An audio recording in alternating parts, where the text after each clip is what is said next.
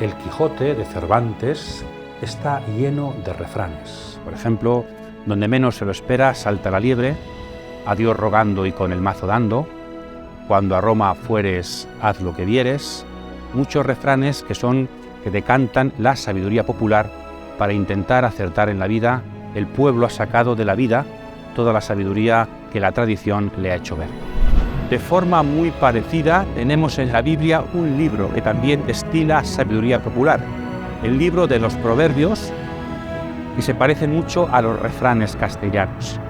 Buscamos sabiduría en el pueblo, buscamos sabiduría en la tradición. Leemos el libro de los Proverbios para desde ahí intentar iluminar los caminos diarios del pueblo de Dios, los caminos diarios de nuestra vida. Bienvenido.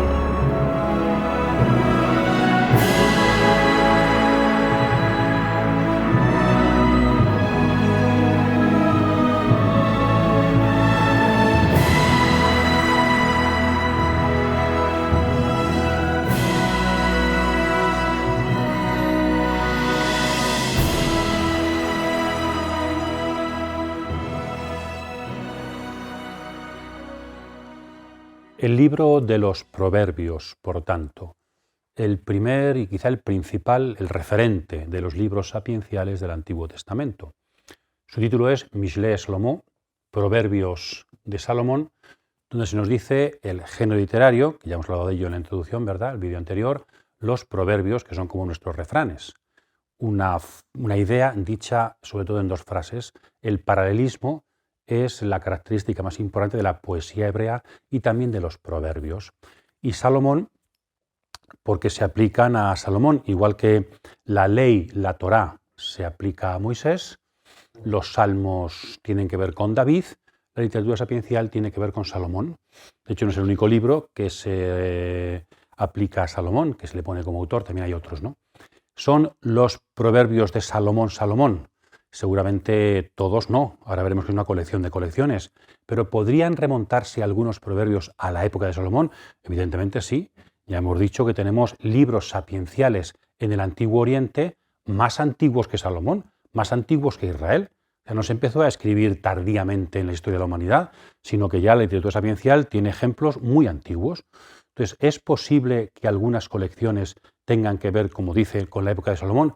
Es posible, e incluso que Salomón o su época recopile proverbios del pueblo que son hasta anteriores.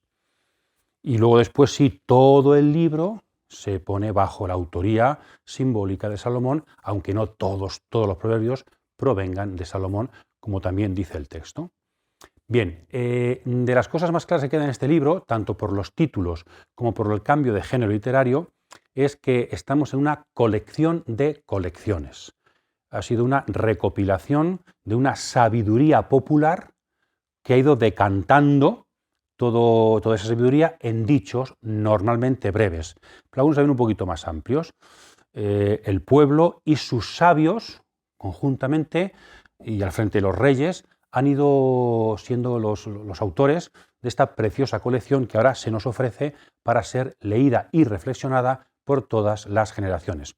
Pues teniendo en cuenta los títulos y teniendo en cuenta esos cambios de género literario, podemos, yo creo, establecer las siguientes colecciones que aquí hemos puesto. Primero los capítulos 1 al 9, que seguramente es la colección más tardía.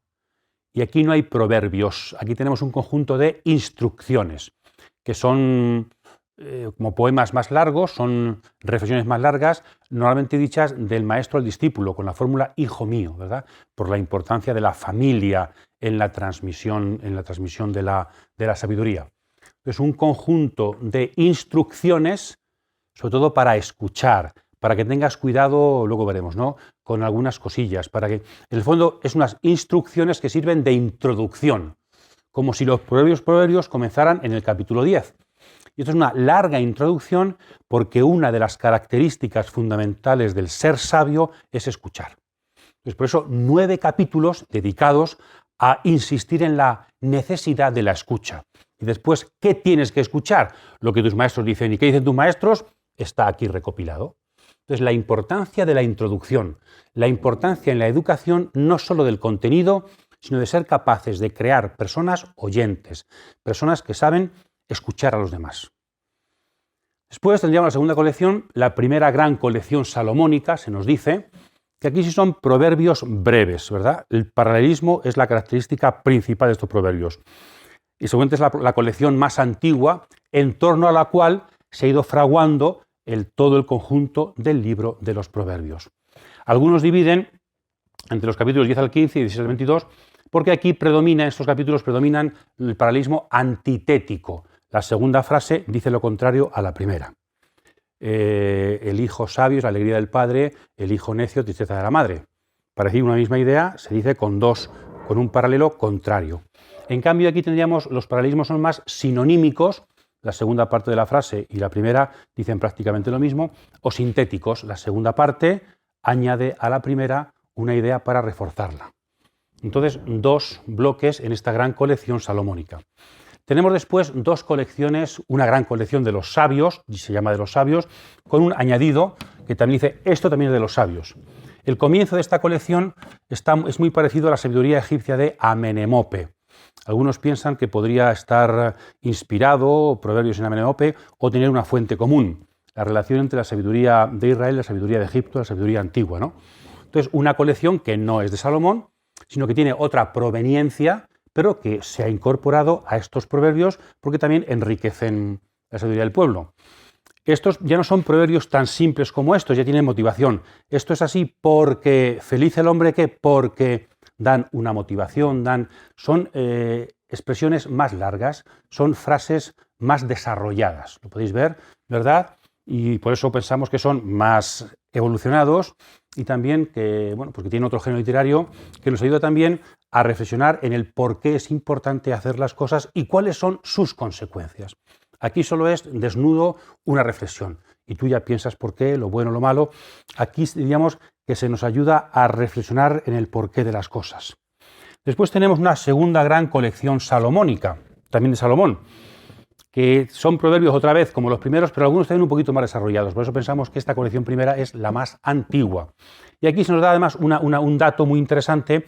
Estos proverbios de Salomón, siglo X a.C., fueron recopilados por los hombres de Ezequías, rey de Judá, que es del siglo VIII a.C., año 700, del siglo VIII al VII a.C.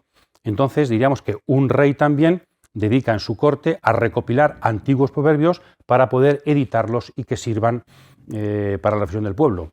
Veis dos colecciones salomónicas y en el centro dos pequeñas colecciones de los sabios. Son los grandes bloques de proverbios. Y después tendríamos una especie de apéndices o pequeños añadidos que hemos puesto aquí, ¿no? Otras colecciones menores. Las palabras de Agur, que parece ser también un personaje extranjero.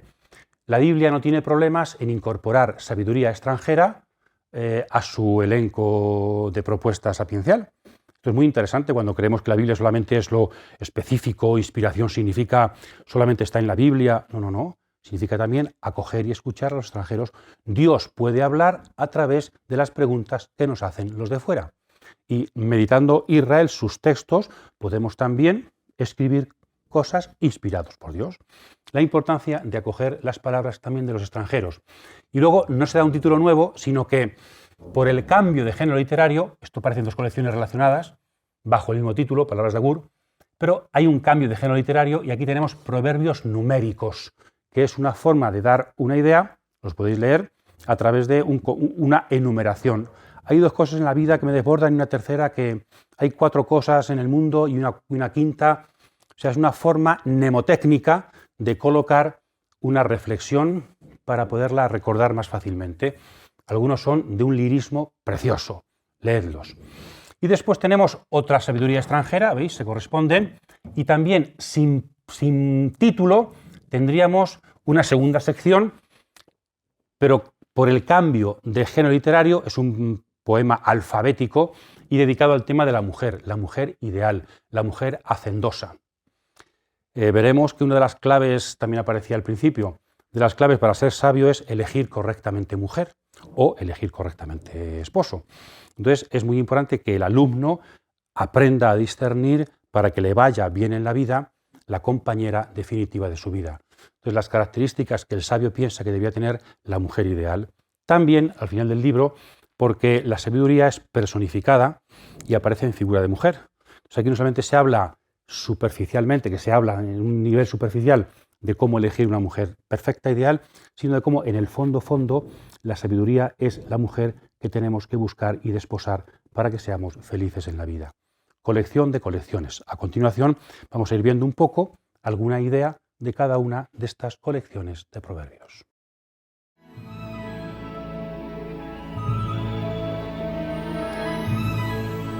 Proverbios de Salomón, hijo de David, rey de Israel, para aprender sabiduría e instrucción, para comprender dichos profundos, para adquirir la instrucción adecuada, justicia, equidad y rectitud, para enseñar astucia a los simples, conocimiento y reflexión a los jóvenes, para descifrar proverbios y refranes, los dichos y enigmas de los sabios.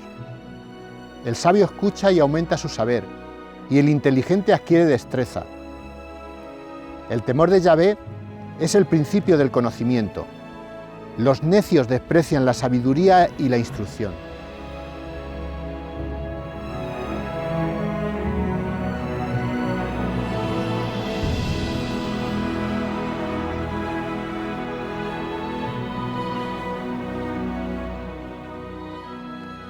Pasamos a trabajar la primera colección de Proverbios, capítulos 1 al 9, un conjunto de instrucciones que sirven de introducción para escuchar lo que los sabios nos han dicho desde siempre.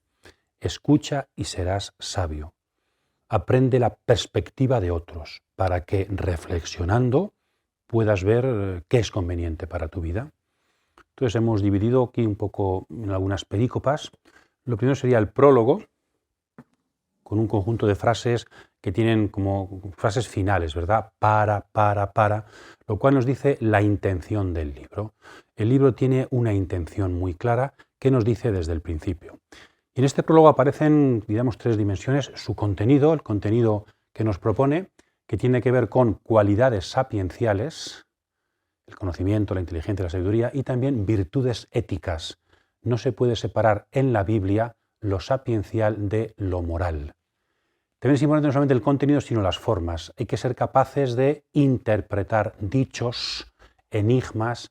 Ser sabio no es aprender ideas solamente, sino aprender a tener una inteligencia constructiva, una inteligencia que discierne, una inteligencia capaz. La inteligencia no es solo coger datos, tomar datos, sino que la inteligencia consiste en interpretar la realidad y también interpretar lo que otros me han dicho con su género literario. Y luego los destinatarios, que son todos, no solamente son los inexpertos y simples, sino también los sabios, tienen que seguir aprendiendo. De hecho, los únicos no destinatarios son los necios, porque creen que ya lo saben todo. Entonces, el que está empezando tiene que aprender sabiduría, pero el que está avanzado ya también tiene que seguir aprendiendo, y le vendrá muy bien releer el libro de los Proverbios. Le digo, el único enemigo de la sabiduría es el necio, el que se cree que lo sabe todo. El inexperto y el sabio, los dos son destinatarios de la sabiduría. Discípulos, todos los sabios son discípulos. Entonces, un prólogo muy interesante. Al final del prólogo aparece la perspectiva principal, el comienzo de la sabiduría, la raíz de la sabiduría, el principio de la sabiduría es el temor del Señor, que se repetirá después también en el Eclesiástico, al principio, en muchos salmos. El temor del Señor, la actitud religiosa de respeto al Dios trascendente es la clave para una sabiduría humana. Interesante perspectiva. Después tenemos una instrucción donde los padres hablan a sus hijos. También puede ser el maestro que toma la forma de padre para hablar a sus discípulos. Y aunque sea el maestro, ¿por qué hijo mío, hijo mío? Porque el lugar privilegiado de la transmisión de la sabiduría es desde siempre la familia. Y por eso la escuela debe ser una especie de familia donde se transmite la sabiduría. Y esto es cierto desde muchos puntos de vista, no solamente porque desde la infancia es cuando más esponjados estamos para aprender cosas. Hay gente que olvida muchas cosas y siendo mayor, pero no olvida todo aquello que aprendió en la infancia. Cuanto más al principio se siembra, más para largo se siembra. También la familia, porque se aprende cuando hay afectividad, cuando hay empatía, cuando hay... Si una persona que no te conoce de nada quiere darte ideas y quiere darte, es más difícil que tú le escuches. Entonces, la importancia del ámbito familiar, de crear un estilo de familia para poder transmitir sabiduría. Importante también esto, creo, para que nos lo planteemos. A veces la gente no nos escucha porque no nos conoce. No nos escucha porque a lo mejor lo que decimos es muy interesante, pero no hemos creado el ambiente adecuado para que pueda haber transmisión o diálogo sapiencial. La familia, los padres. ¿Y cuál es el contenido fundamental? Aprender a decir no. Al principio del todo. Es decir, ¿qué es ser sabio? Saber decir no. ¿Qué es ser libre? Saber renunciar a cosas. Frente a las seducciones del mal, decir no. Así también comienza los salmos. Dichoso el hombre que no frecuenta ciertos lugares. O también el decálogo. En los 10 mandamientos están llenos de no harás esto, no harás esto. Es decir, el no hacer, saber decir no, es un principio sapiencial fundamental. De todo lo que aquí nos seduce, quizá el principal problema que se subraya en estos textos es la avaricia. Y de San Pablo, que es la raíz de todos los males, ¿no? Entonces, cuidado con la avaricia, tienes que saber decir no a tantas cosas que te ofrecen porque es el camino de la necedad. Y frente a estas propuestas del mal a quien tienes que decir no, la perícopa siguiente, muy bien unida a la anterior, es la sabiduría misma, se personaliza y habla para ofrecer sus caminos. Frente a las seducciones de los malvados, tenemos el camino de la sabiduría. La sabiduría que adquiere las personalizaciones, habla como si fuera una persona. Es algo más que una figura literaria, ¿no? La prosopopeya, sino que la sabiduría es como un profeta. Los libros sapienciales quieren ser profecía, como Isaías, Jeremías, Ezequiel, para nuestra vida. Y por eso su ámbito no habla solamente en el corazón, en la escuela, en la familia, sino que sale por las calles. También en la calle hay que escuchar y hay que aprender sabiduría. Entonces eso, la sabiduría personalizada como un profeta que grita, pues quiere ofrecernos sus caminos y nos dice lo bien que nos irá si le escuchamos y las consecuencias nefastas de no escuchar la sabiduría, sino escuchar a aquellos que nos quieren ofrecer pues cualquier cosa con tal de vendernos algún producto. Entonces, muy interesante también la concatenación de estas instrucciones. Seguimos adelante y tenemos después un poema con 22 versículos, 22 versos, que en el fondo es el número de las letras del alefato hebreo. Aleph, Bet, Gimel, Dalet. Entonces, es una forma también, un género literario, aparte de lo que pueda ser de poético, tiene un mensaje y es queremos abarcarlo todo, queremos dar una sabiduría pues, que ilumine todas las dimensiones de la vida. Poema interesante, leedlo. Después del capítulo 3, las relaciones con Yahvé, con Dios. La dimensión religiosa de la sabiduría. Importante tema para siempre, para todas las épocas. Relaciones de sabiduría y religión. Ya lo hemos dicho aquí muchas veces, una sabiduría sin religión, según la Biblia, no es sabiduría verdadera. Pero también al revés. Una religión sin sabiduría es una religión que puede ser fundamentalista y es muy peligrosa. Lo humano y lo divino se iluminan para caminar juntos y conseguir la sabiduría que Dios quiere. Entonces, nuestra religión influye en nuestra forma de pensar y de vivir. Nuestra razón, nuestra sensatez, influye en el discernimiento de una verdadera religiosidad. 4, otro poema donde al final aparece la importancia del cuerpo, ¿no? El cuerpo literariamente, poéticamente, aparece para juntar todas las dimensiones de lo que sería un espíritu sapiencial. Y sobre todo la importancia del corazón. También Jesucristo lo decía en Marcos 7, ¿verdad? La importancia del centro de la persona, de la sede de la interioridad, de donde brotan los pensamientos, los sentimientos conscientes, las decisiones. La importancia de educar el corazón. Hablar del cuerpo no es hablar solo de exterioridad, sino que en el cuerpo esas dimensiones interiores, ¿no? Cómo hay que educar los instintos, el corazón. La educación o es integral o no es educación. Si solamente estamos educados en una dimensión de la vida y sabemos muchos datos o sabemos muy bien utilizar en un comedor los tenedores, eso no es educación. La integralidad, integrar todas las dimensiones del ser, simbolizadas en el mundo hebreo por el cuerpo. Con ese símil del cuerpo se continúa, ahora ya no como símil, sino para afirmar la importancia del cuerpo en una vida sabia. La importancia de el cuerpo, ¿qué es? Y aquí los peligros de la prostituta, los peligros de la ramera. Estamos educando a jóvenes para que acierten en la vida. Entonces, en la adolescencia y en la juventud, una de las tentaciones es una sexualidad mal encaminada. Entonces, es tarea de la familia y del maestro ayudar al discípulo a encaminar su sexualidad por el camino de la sabiduría, de la fidelidad. Entonces, frente a la seducción de la ramera, se contrapone la fidelidad conyugal, que es la solución, ¿verdad? Y además aquí hay frases de un lirismo precioso, ¿no? Cuando se habla de lo positivo en contenido, también en forma, el poeta se ha esmerado. Quiere que sean formas de un lirismo bastante elevado, muy bonito, con símbolos muy bonitos, leedlo. Entonces, educar es también educar sexualmente. Y educar sexualmente es educar para la fidelidad conyugal. En eso también podríamos pararnos un poco y plantearnos qué idea de la educación sexual tiene la Biblia, qué idea de la sexualidad y la educación tiene nuestra situación actual y mucho de nuestra cultura ambiente, ¿no? ¿Podemos aprender alguna perspectiva de la Biblia? Yo creo que deberíamos aprender muchas perspectivas de la Biblia. El camino de la sabiduría tiene que ver siempre con un amor fiel y una sexualidad encauzada, educada, desde la fidelidad. También en esta misma línea la importancia de la tradición. Ser sabio es escuchar. El necio se cree que todo comienza con él. Cuando un presidente llega a un gobierno, cuando un sacerdote llega a una parroquia, todo comienza con él. Lo anterior no vale, hay que hacer borrón y cuenta nueva. Incluso a veces hay que hacer damnatio memoriae, ¿verdad? Como los antiguos faraones o emperadores. Esto es signo de necedad.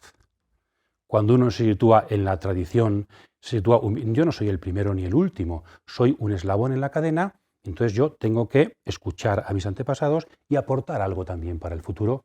La importancia de la tradición para que seamos una persona sabia. Escuchar a puedo estar no de acuerdo con ellos, pero escucha lo que de siempre se ha hecho aquí, y después decide.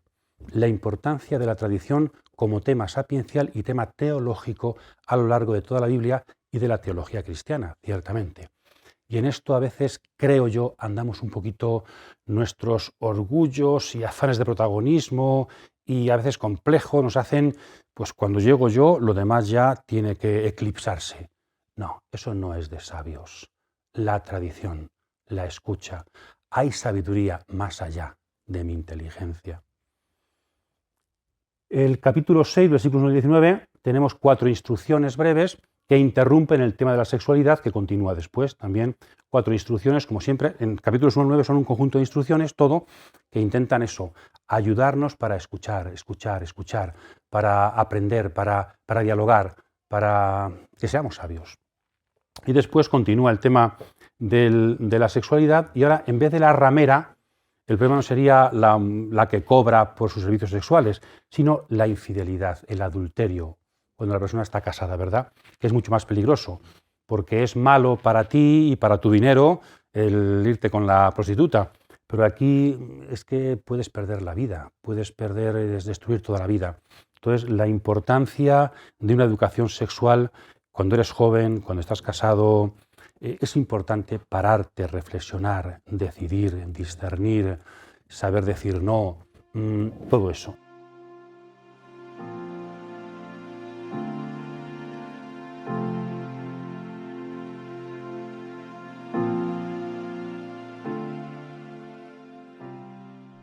Continuamos con los capítulos primeros, introductorios. El capítulo 7 continúa el tema, la importancia de la sexualidad. Ser capaces de no dejarse seducir. En este caso, ¿qué matiz? Por la ramera, por la prostituta. Parece haber un matiz cultural. La luna nueva, se podría pensar, algunos autores piensan que aquí de fondo está no solamente los prostíbulos, sino una especie de prostitución sagrada que existía en algunos santuarios antiguos, griegos, también cananeos, donde se unía mucho eso, religión y prostitución. Y entonces Israel ciertamente se separa de ese mundo, ¿no? Rechaza completamente ese mundo donde se mezclan sexualidad, religión. Entonces es malo moralmente para la persona, pero es también malo religiosamente, porque en el fondo es ir en contra de Yahvé, que no le gustan esas prácticas. Entonces, bueno, pues ese capítulo también, cuidado con ese ámbito desordenado de la sexualidad. Se dirige sobre todo a los jóvenes. es importante que los jóvenes que quieran escuchar, pues los libros sapienciales tienen una palabra para ellos, también para todos, como he dicho antes, pero muy especialmente para los jóvenes, para ser capaces de no dejarse seducir por caminos aparentemente muy placenteros, pero que conducen al sinsentido y conducen a la necedad y a una vida que no hace felices. Frente a todo esto que se ha dicho hasta ahora, en los capítulos 5, 6 y 7, ese ser capaces de no dejarse seducir, ¿verdad?, sino ser fieles en el matrimonio, viene la sabiduría personificada. Frente a la ramera, que no solamente es una cuestión física y literal, sino que también es un poco el fondo de la necedad que nos quiere seducir, frente a esos capítulos, el capítulo 9 es el capítulo más famoso seguramente de los libros sapienciales sobre la personificación de la sabiduría. La sabiduría hace su propio discurso, que luego va a ser muy utilizado en el Nuevo Testamento, sobre todo en San Juan, para presentar a Jesucristo. San Juan, San Pablo, tenemos aquí antecedentes para poder comprender bien quién es Jesucristo como sabiduría creadora y sabiduría que nos llama también a escucharle y a ir a Él. Los versículos 1 al 3 son la introducción que hace el narrador, el autor del libro. Y en el versículo 4 empieza el discurso propiamente dicho, que dura hasta el versículo 36. La primera letra del versículo 4, la primera letra del discurso es la letra Aleph, que es la A del alefato hebreo. Y la última, en el versículo 36, será la Tau, la palabra muerte, que es la última letra del alefato hebreo. Es decir, todo el discurso de la sabiduría está incluido, podríamos decir en español, de la A a la Z, de la Aleph a la Tau, lo cual también es un recurso compositivo importante. Quiere ser comprensivo de todo, ¿verdad? Entonces, estos primeros versículos sirven de introducción. La sabiduría misma introduce su propio discurso, diciéndonos lo importante que es escucharla, las riquezas que trae consigo, las consecuencias positivas de buscar y amar la sabiduría. Muy importante de todo el discurso el aspecto afectivo. La sabiduría no es un aprendizaje solo voluntarista, que hay que aprender las cosas porque me lo manda el maestro, sino amar la sabiduría. Igual que la sabiduría nos ama. La afectividad está, muy actual esto, ¿verdad? La afectividad está comprometida en la enseñanza. De hecho, todo lo que tiene que ver hasta ahora con la sexualidad también es el mundo afectivo. La importancia del mundo afectivo para los libros bíblicos y la enseñanza de la sabiduría. Después de introducir su discurso, habla de sí misma. La sabiduría se presenta a sí misma y nos dice con quién le gusta estar, cuáles son sus acciones, qué es lo que odia, sus compañías. Para conocer la sabiduría tenemos sinónimos. ¿Dónde encontrar la sabiduría? ¿Con quién le gusta andar? Dime con quién andas, ¿verdad? Y te diré quién eres.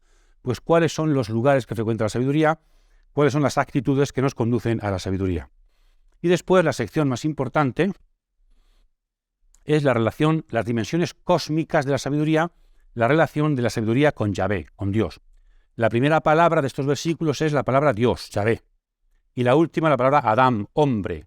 También esto está hecho aposta, porque lo que aquí se quiere decir es de Yahvé a Adam. Es decir, ¿cuál es la función principal de la sabiduría? Servir de mediación entre Dios y el hombre.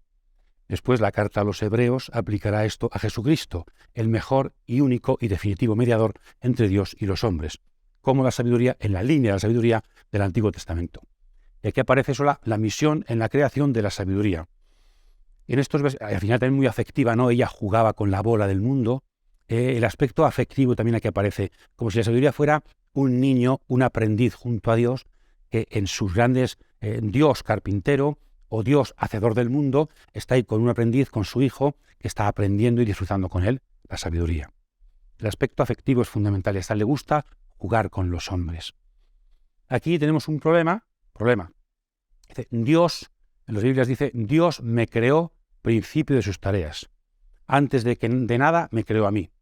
Estas palabras, Dios me creó, han sido utilizadas por Arrio, un presbítero en el siglo IV de Alejandría, aplicado a Cristo para decir que Cristo no es Dios.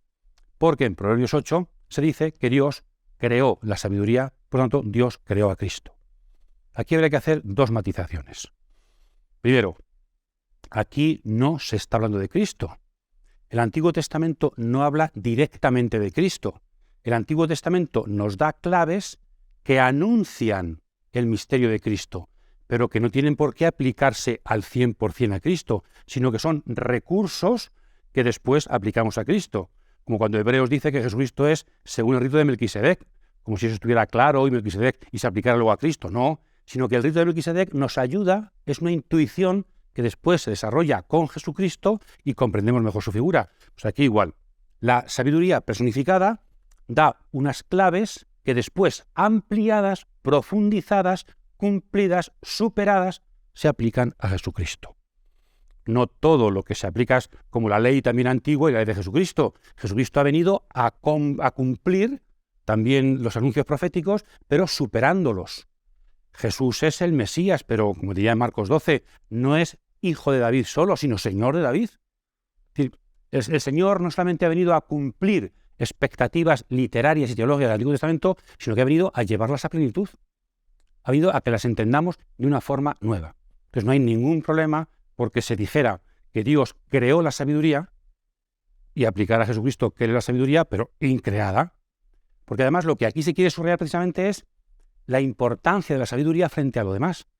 La sabiduría está presente antes de todo con el Dios creador. Y después una segunda aclaración, y es el verbo hebreo, que aquí se utiliza kaná, no es el verbo bará, que significa crear, como en Génesis 1, sino el verbo adquirir. Se puede traducir Dios me creó, pero el sentido correcto, sentido literal, es Dios me adquirió como principio de sus tareas. Es más correcto. Entonces, no está hablando de una creación de la sabiduría, seguramente, sino cómo Dios cogió su sabiduría, que es un atributo suyo eterno, para hacer las cosas con sabiduría. Entonces, creo yo que si Arrio hubiera sabido hebreo, seguramente tampoco habría tenido el problema, no le habría servido este texto para demostrar sus tesis de Jesucristo no es Dios. Creo, no sé si me he explicado bien, que es importante también aquí tener en cuenta estos dos matices para que entendamos bien lo que es el Antiguo Testamento y lo que es la fe cristiana en Jesucristo como segunda persona de la Santísima Trinidad. Y después, si esto es la sabiduría, por tanto, escuchadme, venid a mí, no seáis necios, no seáis tontos, aprovechaos, venid a mí, que esto es lo mejor que os puede pasar. Estos versículos conclusivos, escuchadme, venid a mí, se corresponden con los versículos introductorios y en el centro esa doble estrofa sobre la sabiduría y lo que nos ofrece. Estos discursos también se parecen un poquito, y digo, sobre todo en San Juan, se aplican a Jesucristo, venid a mí, Mateo 11 también, o el discurso del pan de vida, como el Señor se presenta como la sabiduría que quiere que vayamos a Él para que aprendamos sus caminos. Jesucristo es la sabiduría. Aquí hay una personificación literaria, teológica, pero en Jesucristo es real, que ha venido a cumplir estos sueños, estos anuncios, estas profecías de sabiduría. Él es a quien tenemos que acudir para adquirir sabiduría divina y sabiduría humana. Contraposición del capítulo 8 con los capítulos 7 y anteriores. Y después el capítulo final, capítulo 9, tenemos lo mismo como resumen. Tenemos dos estrofas donde se personaliza Doña Sabiduría y Doña Necedad. Y en el centro, para partirlo, un añadido para decirnos, pues no conviene gastar el tiempo con los necios porque te van a hacer caso, conviene estar con los sabios. O también la importancia, se repite, del temor de Yahvé como principio de la sabiduría. Y en la importancia de esta personificación, como antes, Doña Sabiduría nos ofrece un banquete en casa. Ella es la que prepara el vino, la matanza, prepara todo con 7 columnas. Muy bonito, ¿no? También aquí eso aplicado mucho a Jesús en los discursos de Juan, sobre todo el discurso del pan de vida. Frente a ella, la necedad sale por la calle, no se ocupa mucho de la casa, y dice, el pan no prepara nada, el pan robado es el mejor. La trabajadora sabiduría que ofrece lo que ella tiene, lo que ella ha trabajado, y la necedad que también ofrece, pero cosas que no son suyas, y lo mejor lo robado, mejor el descuido. Todo esto sirve de resumen de todo lo dicho hasta ahora, como el Salmo 1, los dos caminos, ¿no? En la vida te van a ofrecer sabiduría y te van a ofrecer necedad. Mira las consecuencias, mira lo que lleva consigo cada cosa y elige el banquete de la sabiduría como comida, escuchar como comer, el banquete de la sabiduría y aprende a rechazar las seducciones de la necedad, que tienen que ver pues, con la avaricia, con el robo, con una sexualidad descolocada. Entonces, aprende a saber dónde está la sabiduría, porque así acertarás en la vida.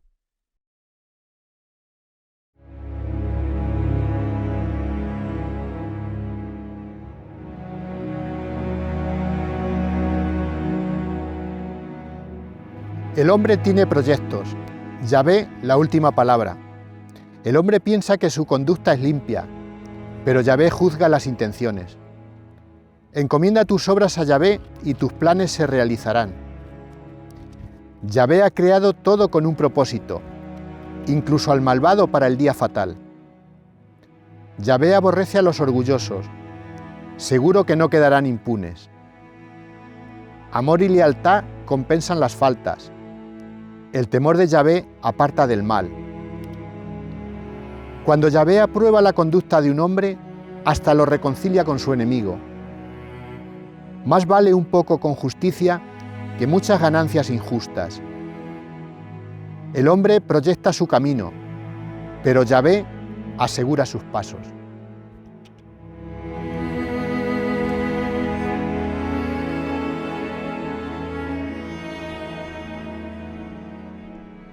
Pasamos ahora a trabajar la gran colección salomónica. Estamos en la quinta esencia del libro de los Proverbios.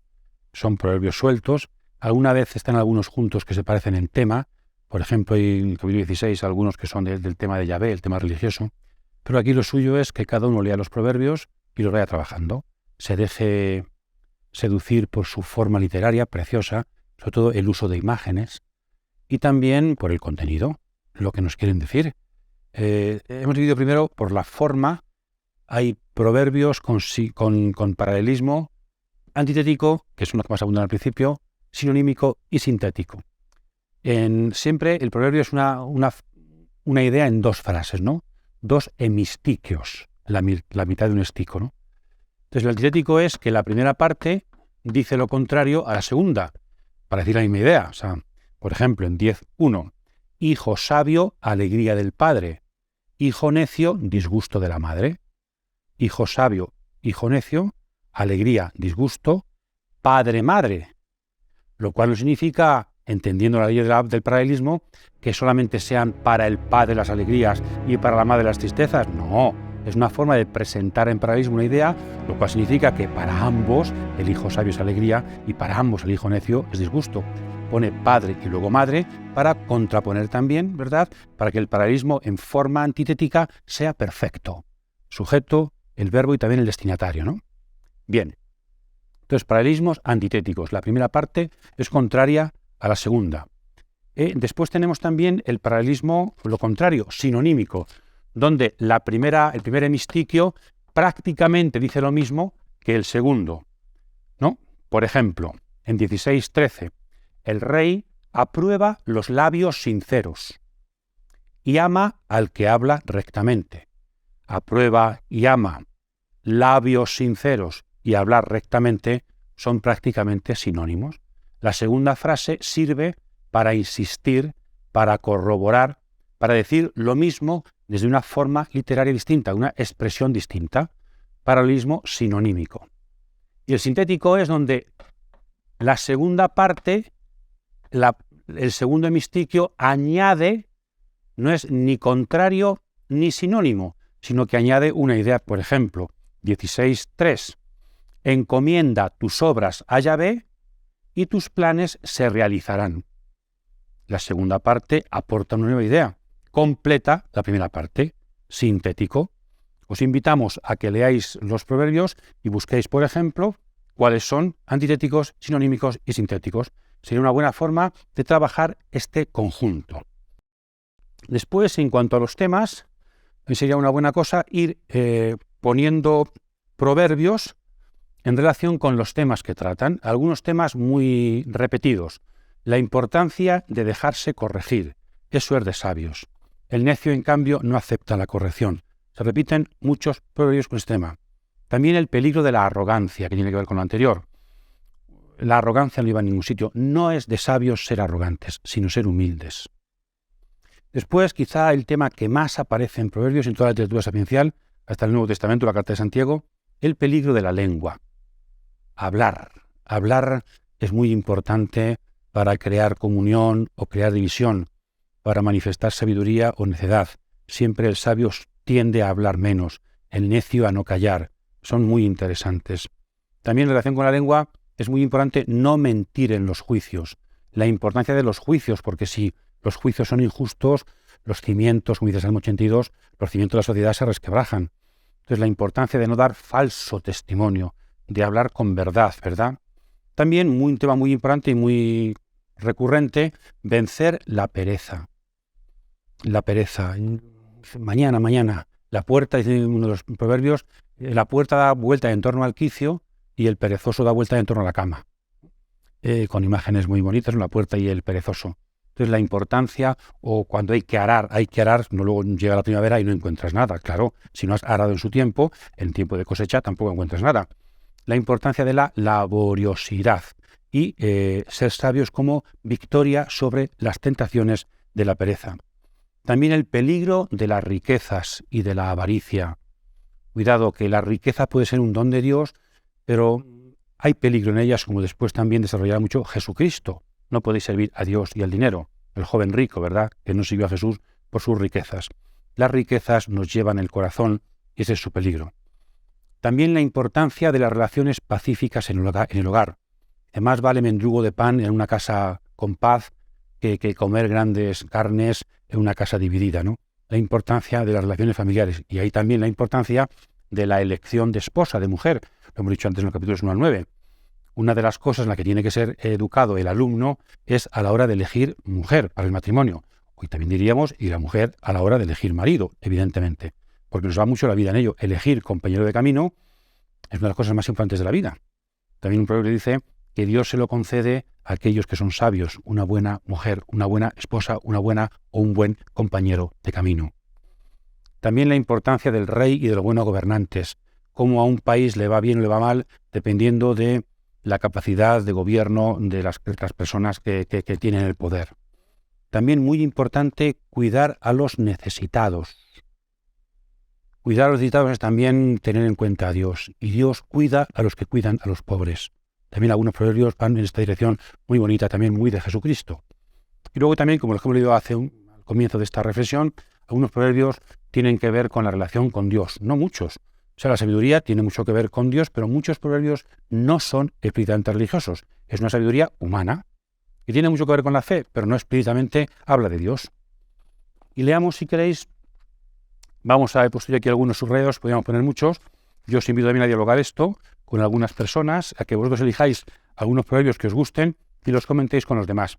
Si tenéis una Biblia en la que al margen pone textos, es muy interesante ver cómo en el Nuevo Testamento también hay referencia a algunos proverbios y podéis buscar el texto del Nuevo Testamento de referencia y así aprendéis también cómo el Nuevo Testamento retoma temas y formas de la sabiduría de los proverbios.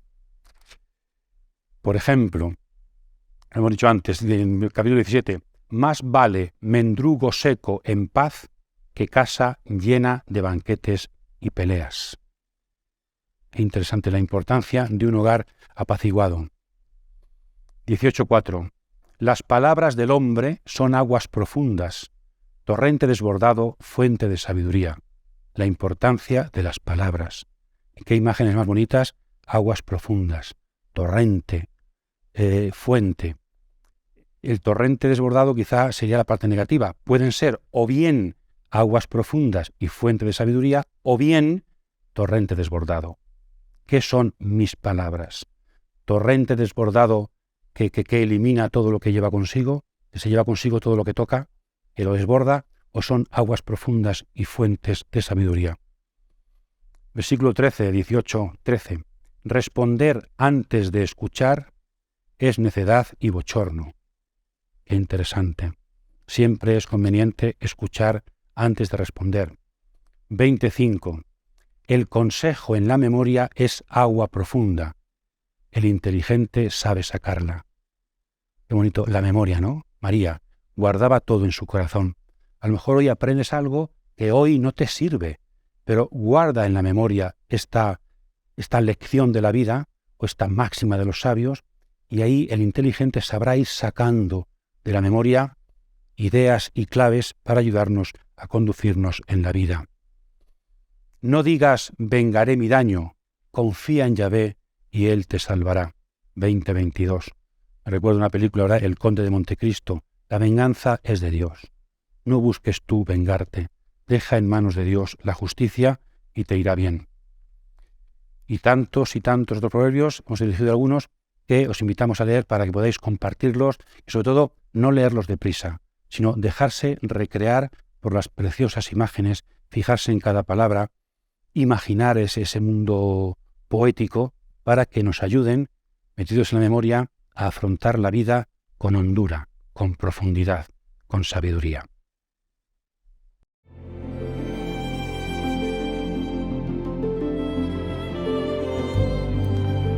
No envidies a los malvados, ni desees estar con ellos, pues su mente trama violencias y sus labios hablan de desgracias.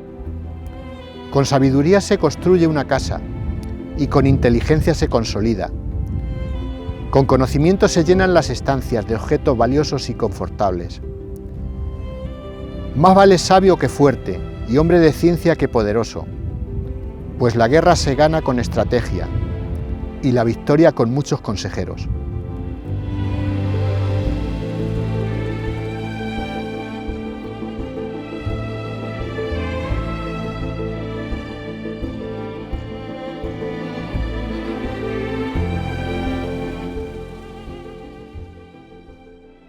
Pasamos ahora a otra colección de proverbios de diversa proveniencia según el encabezamiento. Ya no son de Salomón, sino que son de los sabios. Y también cambia el género literario. Ya no son proverbios en paralelismo con dos hemistiquios, sino que son mucho más amplios. Aparecen ampliados con más reflexiones y también con la motivación. No hagas esto porque la motivación, ¿no? Primero el consejo y después el por qué. Porque tiene consecuencias esto que te ofrezco, ¿no? También, aunque no es absolutamente esto, pero ahora están, en vez de en tercera persona, como os decía antes, ¿no? El hijo necio ahora aparece en imperativo en segunda persona. Los proverbios propiamente dichos, más sencillos, están en tercera persona. Aquí están en imperativo, en segunda persona, como las instrucciones que veíamos al principio.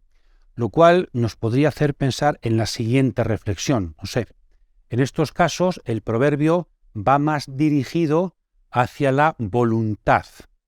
Y es un acto de obediencia lo que pide el maestro. Fíate del maestro, y aunque lo debes pensar, pero fíate del maestro y obedece sus palabras porque te irá bien. En cambio, cuando los proverbios son puestos como antes en tercera persona, invitan no directamente a la voluntad, a que obedezcas, sino invitan a la reflexión. Invitan a que te plantees las consecuencias de un tipo de vida o de otro estilo de vida. Es interesante, ¿no? Y complementario. Proverbios que van más a la inteligencia, a la imaginación, al corazón, proverbios que van más a la voluntad. Ambas dimensiones son fundamentales.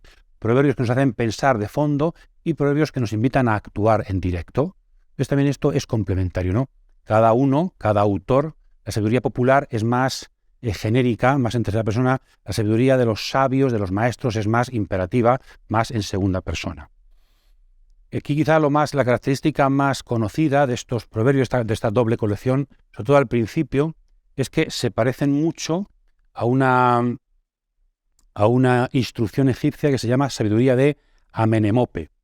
Y también se parece un poco lejanamente a una sabiduría en arameo, sabiduría de Ajicar, y parece que hay contactos con sabidurías extrabíblicas, lo cual, como dijimos, es un signo de que la sabiduría no es propia de Israel, y también a alguna gente le plantea ciertos problemas, porque claro, ¿cómo un libro inspirado puede inspirarse en textos paganos? Bueno, pues aquí tenemos el caso. No pasa nada, no es inverosímil. Igual que el autor humano de la Biblia no deja de ser humano, también aquí se muestra la dimensión humana de la palabra de Dios. Los israelitas han recibido también, y en el Génesis también, ¿no? Hay tradiciones sobre la creación que los israelitas han asumido, las han cambiado en parte, pero también hay cosas que han asumido. No debe asustarnos el que Israel se sirva del contacto y el diálogo con otras culturas para transmitir la palabra de Dios. Aquí tenemos un caso, y además, gracias a esto, pues una de las cosas buenas de aquí es, nos impide ser fundamentalistas, sino que la importancia de la dimensión humana de la revelación bíblica, de la palabra de Dios. Los invitamos a leer estos proverbios de los sabios, estas enseñanzas, eso, pues para aprender un poquito las diferencias con la anterior sección salomónica.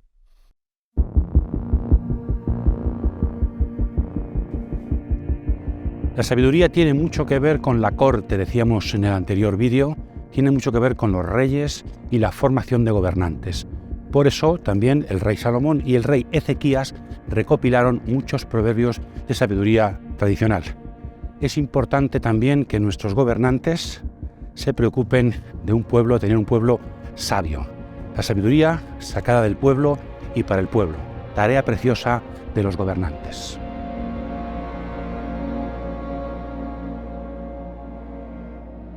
Y pasamos a la segunda sección salomónica, capítulos 25 al 29, donde dice que fueron recopiladas por los hombres de Ezequías, rey de Judá. En torno al año 701 fue la invasión de Jerusalén por parte de Sennacherib, y ahí está Ezequías con su túnel y con su muralla, defendiendo Jerusalén con su reforma religiosa. Bueno, pues en la época de Ezequías hubo reforma religiosa y hubo actividad literaria. Entonces, él seguramente ha recopilado proverbios que algunos es posible que se remonten a Salomón, pero lo que aparece claro es que han sido los hombres de la corte. Veíamos que la corte era uno de los ámbitos privilegiados para transmitir sabiduría. Pues estos proverbios, en concreto, nos llegan porque han sido recopilados en la época de Ezequías en torno a su corte. Al rey le interesa que su pueblo sea sabio, y por eso crea libros, crea literatura para que el pueblo se eduque, y reyes sabios quieren pueblo sabio. Pueblo sabio necesita y suscita reyes sabios, porque así les va bien a todos. Estos proverbios se parecen mucho a los anteriores, capítulos 10 al 22, pero algunos son un poquito mayores, ¿verdad? Hay un más desarrollo. Vamos a leer algunos de ellos y os invitamos, como siempre, a que los leáis, disfrutéis de su forma, os metáis en su imaginación, en su simbología, y también os fijéis bien en su contenido, y leyendo los textos del margen, podamos también ver las referencias neotestamentarias a estos proverbios. Por ejemplo, leo 25, 21 y 22. Muy interesante y muy del Nuevo Testamento, muy de Jesús. Si tu enemigo tiene hambre, dale de comer. Si tiene sed, dale de beber. Así lo pondrás colorado y Yahvé te recompensará. Nos recuerda al discurso del monte, ciertamente. El amor a los enemigos. 26-20. Una imagen muy bonita. Cuando falta la leña, se apaga el fuego. Donde no hay chismosos, se acaban las riñas. Es que bonito la primera parte del paralelismo, la imagen del fuego. La segunda, la aplicación humana. Si no hay leña, el fuego se apaga. Si no hay chismosos, las reyertas, las riñas se acaban. Muy bonito. 27, 5 y 6. Más vale reprensión manifiesta que amistad encubierta. Más valen golpes leales de amigo que besos falaces de enemigo. Y en el margen pone Judas, claro, texto de Judas, ¿no? Los besos falaces del enemigo. Cuidado con las buenas palabras, hay que tener cuidado. Es más importante la gente que va por delante, como decimos también en nuestra tierra. 28, 16. Príncipe insensato multiplica la opresión. El que odia el lucro prolonga sus días. La importancia de los gobernantes sensatos, también en 29, 12 y 14. Gobernante que hace caso de calumnias, creerá malvados a todos sus servidores. Porque tiene cierta autoridad sobre, cuidado con las calumnias sobre los súbditos, porque entonces vas a pensar mal de todo el mundo, no te vas a fiar de nadie. Cuidado los que andan por ahí calumniando, no les haráis demasiado caso. Rey que juzga con justicia a los débiles, afirma su trono para siempre. Hay un tema fundamental en la Biblia, Antiguo Testamento, Nuevo Testamento, y también en la literatura extrabíblica. Una de las misiones fundamentales del rey, del gobernante, es cuidar de los necesitados. Versículo 11. El necio da rienda suelta a sus pasiones, el sabio acaba dominándolas. Os invitamos a leer, releer, meditar, dialogar con otros, incluso también de forma crítica. Con este estoy más de acuerdo, con esto estoy menos de acuerdo, este lo entiendo mejor, este lo entiendo peor. Eso es lo que pretende la sabiduría, entrar en diálogo con nosotros porque somos candidatos a sabios, y lo somos cuando escuchamos esta preciosa perspectiva decantada de nuestra propia tradición bíblica.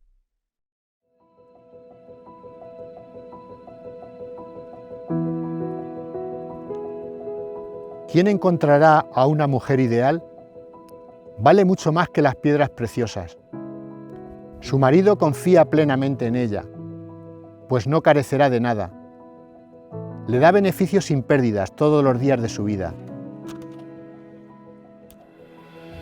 Hay muchas mujeres valiosas, pero tú las superas a todas. Engañosa es la gracia y fugaz la belleza. Solo la mujer que respeta a Yahvé es digna de alabanza. Agradecedle el fruto de su trabajo y que sus obras la alaben en la plaza.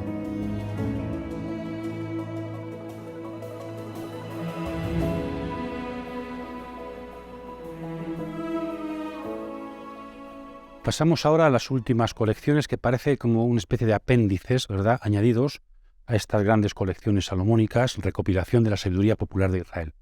De hecho, tenemos algunas, como hemos dicho antes, palabras de Agur y palabras de Lemuel, que parecen, como hemos dicho antes con Amenemope, aquí directamente parece que se asumen sabidurías pequeños textos de sabiduría internacional que aparece en el libro de los Proverbios. Pues también Proverbios asume las enseñanzas que una madre, por ejemplo, se da a los reyes o una reflexión de un personaje exterior a Israel. Bien. Palabras de Agur, vamos a subrayar, me gustaría subrayar los versículos 7 al 9 que parecen de una equidad, de un equilibrio precioso. Además tiene que ver con los proverbios numéricos que después veremos, ¿no? Dice, 2 cosas te he pedido. No me las niegues antes de mi muerte. Aleja de mí falsedad y mentira. Primera cosa. No me des pobreza ni riqueza. Asígname mi ración de pan. Segunda. El pan nuestro de cada día, dánoslo hoy. Asígname mi ración de pan. No me des pobreza ni riqueza. Y después lo desarrolla esta segunda dimensión. ¿Por qué? Pues si estoy saciado, podría renegar de ti y decir, ¿quién es Yahvé? Y si estoy necesitado, podría robar y ofender el nombre de mi Dios. No me des riqueza ni pobreza, porque me alejarían de ti. El criterio de la relación con Dios también para vivir esa austeridad de vida. Que tenga lo necesario para comer, pero no me dé grandes riquezas, porque seguro que la riqueza me aparta de ti, y la pobreza excesiva también. Entonces es de sabios esta vida austera, porque tiene que ver con una sana relación con Dios. Después los proverbios numéricos, que podían ser también palabras de Agur, porque continúa sin ninguna introducción, pero aparecen, el género literario cambia, son 2 cosas he dicho, hay 3 cosas insaciables, y también querría subrayar 2 versículos preciosos, yo creo que son de los más bonitos de los proverbios, de los más poéticos. Algún profesor nuestro, el padre jesuita, el padre Shekel, que ya murió, con estos versículos introducía su comentario al Cantar de los Cantares. Un proverbio numérico que tiene 4 cosas. Las 3 primeras son observaciones de la naturaleza y la cuarta el ámbito humano, donde el poeta quiere llegar. Escuchad. Hay 3 cosas que me desbordan y 4 que no comprendo. 3 más 1. Ese más 1 es la clave. El camino del águila por el cielo. El camino de la serpiente sobre la roca. El camino del barco en alta mar. Y el camino del hombre hacia la doncella. La palabra clave es camino, ¿verdad? Y tiene que ver con el aire, la tierra y el mar, los 3 elementos. No acaba de haber un camino para el águila, pero sabe por dónde va y deja huella. No acaba de haber un camino para la serpiente, sabe por dónde va y no deja huella. No acaba de haber un camino para el barco en alta mar, también sabe por dónde va. Bueno, pues esto es un misterio, ¿no? Pues el gran misterio, estos son misterios pequeños, el gran misterio es el camino del hombre hacia la doncella, los caminos del amor. También el aspecto físico, el camino con la roca, con el aire, pero es un misterio. Recordamos todo lo que hemos dicho de la sexualidad, lo que hemos dicho de los proverbios, la Biblia, miran la sexualidad sobre todo como misterio.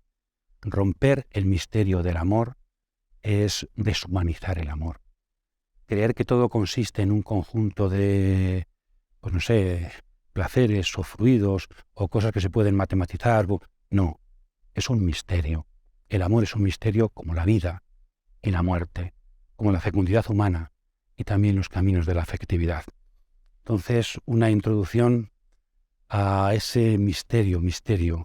El camino es un misterio que recorremos sobre todo en las relaciones humanas. Después tenemos las palabras de Lemuel, dice que le enseñó su madre, sabiduría internacional también, hemos dicho, como Agur, pero aquí la importancia de la madre. Seguramente esto tiene que ver con la familia que hemos dicho, pero también tiene que ver, porque es un rey, con los harenes antiguos. El rey tenía varias mujeres, entonces la reina era la madre del rey. Aquella de las mujeres que conseguía que su hijo fuera rey, como Betsabé con Salomón, era la reina madre. Entonces la importancia de una madre en el harén del rey que ha conseguido que su hijo sea rey y le da una serie de consejos. Y tiene que ver con tres cositas, un contenido sobre todo la segunda, ¿no? Cuidado con las mujeres, en el sentido de cuidado con eso, con tu sexualidad. Sino el rey, no estás por encima de todos, no puedes hacer lo que quieras. Tienes también que educar tu sexualidad y tus instintos, aunque seas el rey. Después insiste aún mucho más en el vino. Dice, el vino tal vez esté bien para gente desgraciada, desdichada, para olvidar penas, pero un rey tiene que estar despierto. El vino es un peligro para todos, pero muy especialmente para personas que tienen responsabilidad. El tema del vino aparece en más sitios, también en el libro del Eclesiástico. Se ve que en el tiempo, como ahora, pues era un problema, ¿verdad?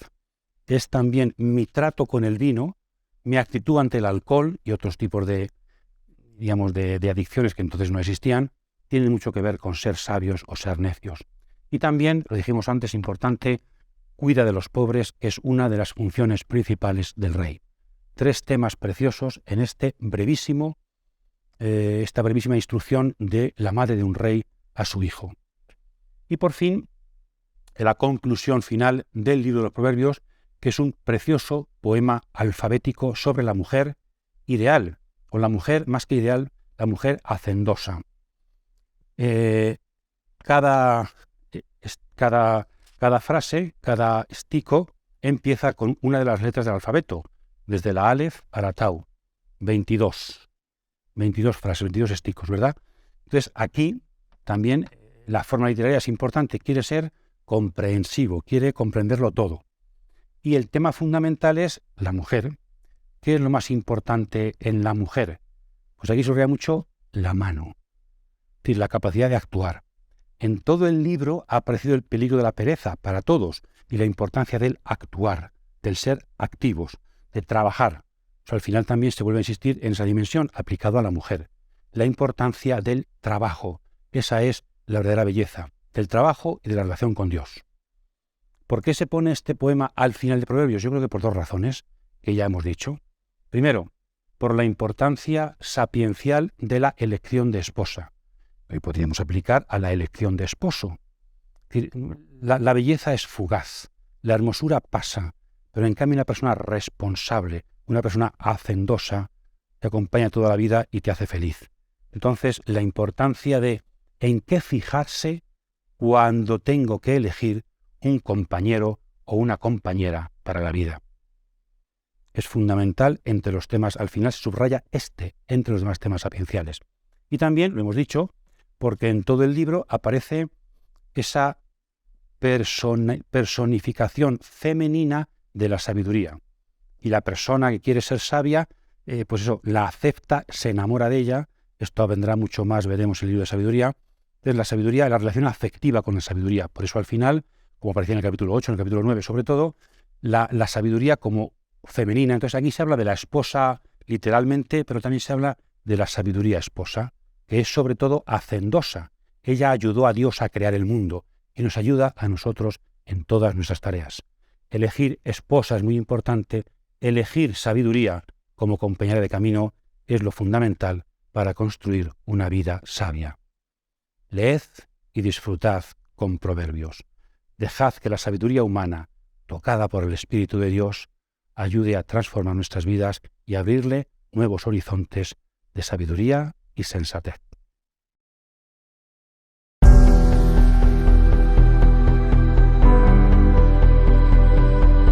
El libro de los Proverbios. una sabiduría muy humana y muy divina, muy cotidiana, muy popular, que los reyes también han colaborado a que sea decantada para que, escrita e inspirada por Dios, llegue también hasta nosotros. Os invitamos a leer y a releer este libro, sus proverbios, sus instrucciones, para aprender a vivir según Dios, de una forma muy humana y muy divina.